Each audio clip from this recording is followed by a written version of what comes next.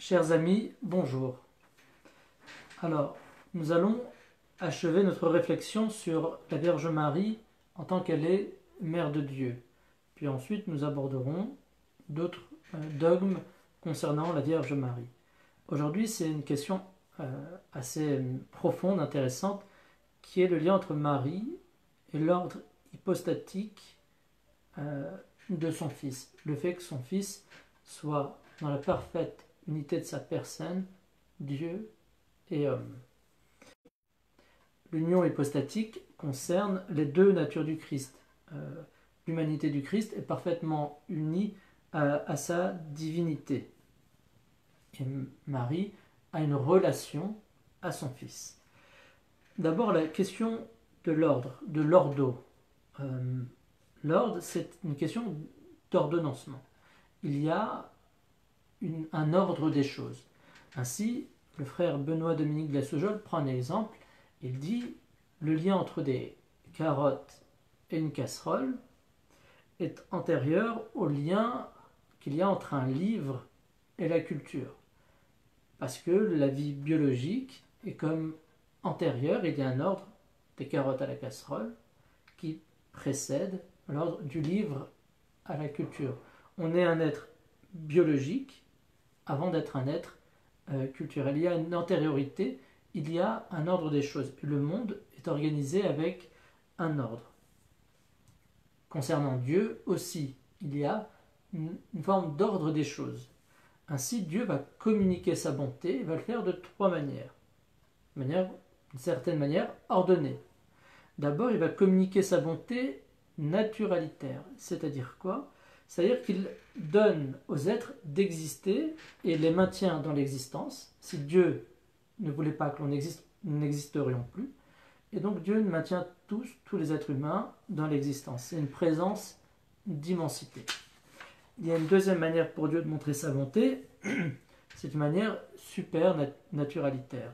C'est-à-dire qu'il va se communiquer aux êtres spirituels, aux anges et aux humains, qui ont une intelligence et une volonté. Il va se communiquer en leur donnant sa grâce. Et cette grâce va permettre aux personnes d'être dans une relation particulière avec Dieu. Cette grâce qui va toucher notre connaissance et notre amour est une grâce d'inhabitation. Troisième mode de présence de Dieu, où Dieu communique sa bonté, c'est la présence personnalitaire.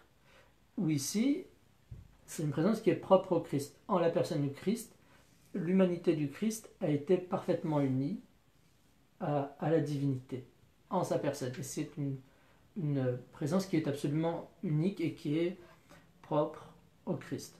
Il y a donc la nature, la grâce et l'union hypostatique, l'union de la personne du Christ. Et il y a un certain ordre de perfection dans ces modes de présence. La communication la plus excellente de Dieu est bien sûr en Christ. Ensuite, dans la grâce, et enfin, dans la nature. Et il y a comme un ordre. Nous, les êtres humains, nous commençons par exister, puis nous recevons la grâce, et nous sommes ordonnés à l'union hypostatique, à être en relation au Christ. Mais si ce n'est pas chronologique, il y a ces trois dimensions de la nature. Nous existons, Dieu nous maintient dans l'être, nous recevons sa grâce, et nous sommes orientés à être tournés vers la personne du Christ. Alors comment est-ce que ça se passe ? Ce qui se passe, c'est que Dieu va améliorer le niveau inférieur pour le rendre capable du niveau supérieur. La grâce de Dieu va être d'abord purificatrice, par exemple de notre nature, de nos limites, avant que nous puissions être dans la grâce. Elle va être sanans, purifier nos défauts de nature avant d'être elevans, avant de nous élever vers la grâce. Il y a comme une purification d'un palier avant de pouvoir nous élever au palier suivant. En Christ, les trois niveaux sont parfaitement réalisés et le plan naturel va être intrinsèquement, et le mot important est intrinsèque, intrinsèquement ordonné au plan surnaturel qui lui-même est intrinsèquement ordonné au plan de l'union personnelle. En Christ, tout est intrinsèque, il n'a pas besoin d'une action extérieure. Tout est comme en lui, et tout est ordonné à l'union hypostatique, l'union de ces deux natures en sa personne. Un sujet appartient toujours à l'ordre auquel il est ordonné.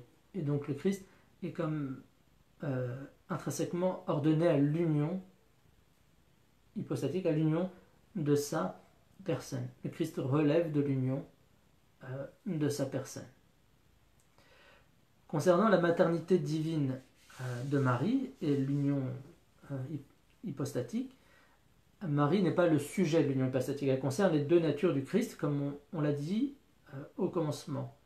Mais en elle, sa nature et sa grâce sont finalisées par l'union hypostatique. Elle est comme faite pour. Elle est faite pour cette union hypostatique. Sa maternité a pour but d'engendrer la personne du Verbe divin qui va naître d'elle. Elle va engendrer le Fils de Dieu.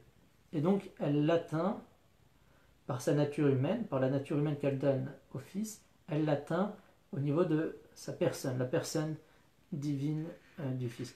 Elle l'atteint mediante natura.